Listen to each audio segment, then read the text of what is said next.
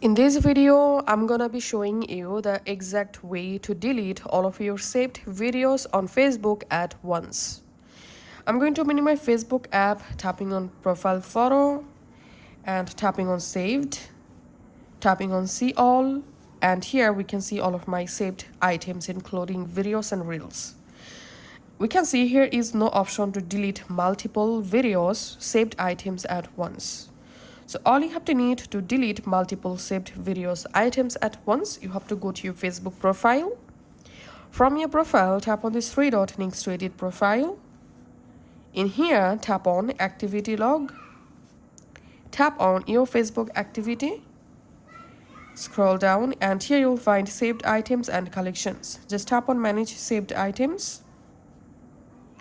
Now, tap on filters, categories, and here we have to select your saved items.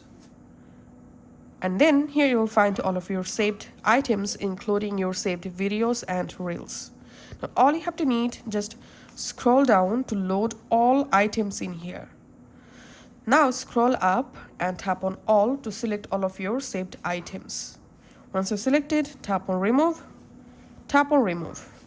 and all of your saved items, videos and reels will be clear at once. And it may ask you to verify your Facebook account password. Just verify it.